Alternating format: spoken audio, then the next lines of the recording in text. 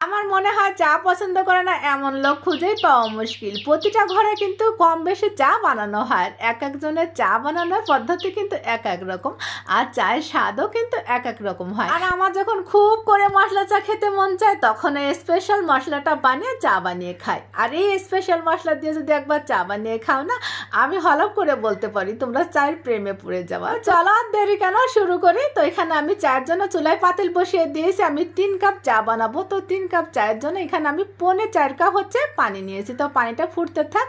আর এখানে আমি কিছু মশলা নিয়েছি, এখান থেকে আমি তেজপাতা আর আদাটা নিয়ে নিলাম। তেজপাতাটা আমি পানির ভিতরে দিয়ে দিয়েছি। আগে আমি তেজপাতাটা ধুয়ে রেখেছিলাম, তো ওটা বয়েল হতে থাক পানির সাথে। আর আমি আদাটা এই যে ছেঁচে নিয়েছি। এখন আমি এটা চায়ের পানির সাথে খানিকক্ষণ ফুটিয়ে নিব। তো এটা ফুটতে থাক, আর এই ফাঁকে আমি সেই স্পেশাল মশলাটা তৈরি করে নিব।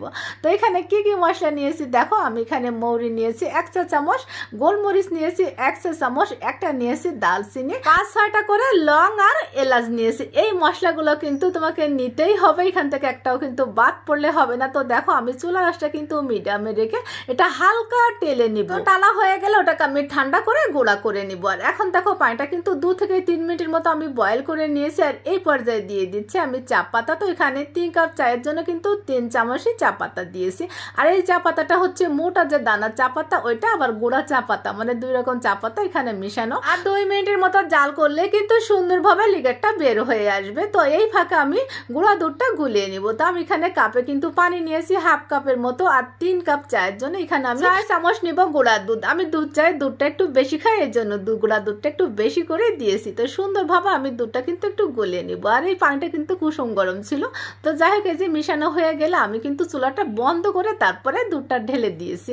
চুলাটা অবশ্যই বন্ধ করে দিবা, তাহলে কিন্তু দুধটা আর ফেটে যাওয়ার ভয় থাকে না। অনেক সময় কিন্তু দুধটা ফেটে যায়, এটা কিন্তু একটা টিপস, তোমরা এইভাবে ট্রাই করবো। দুধটা যখন খুব ভালোভাবে ফুটে যাবে তখন আমি এখানে চিনি অ্যাড করব। তো আমি 3 কাপ চায়ের জন্য এখানে 3 চামচ চিনি দিয়েছি। মিষ্টিটা যে যেমন খাও সেই বুঝে দিও, এখানে কোনো ধরা বাঁধা নিয়ম নেই। চিনি দেওয়ার পরে কিন্তু আমি 2 মিনিটের মতো জাল করে নিয়েছি, যেহেতু চিনি থেকে একটু পানি ছাড়ে। আর 2 মিনিট পর আমি সেই স্পেশাল মশলাটা অ্যাড করছি। তো এখান থেকে আমি অর্ধেকের একটু বেশি পরিমাণে দিয়েছি, এটা তোমরা ভিডিওতে তো দেখতে পারছো।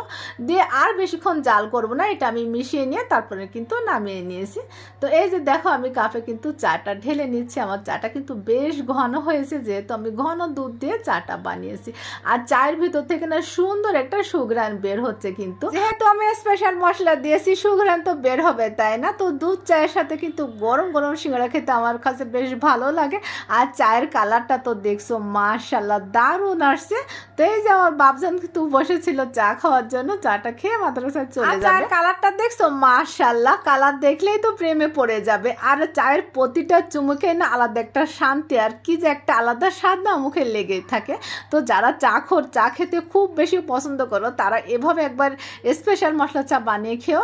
আমি হলফ করে বলবো তোমাদের মুখে স্বাদ লেগেই থাকবে। আর এরকম গরম গরম চায়ের সাথে না গরম গরম সিঙ্গারা একটু মরিচ দিয়ে পেঁয়াজ দিয়ে খেতে না আমার কাছে ভীষণ ভালো লাগে। তো আজ এই পর্যন্ত, সবাই ভালো থেকো, সকলের জন্য আমার দোয়া থাকবে। আসসালামু আলাইকুম।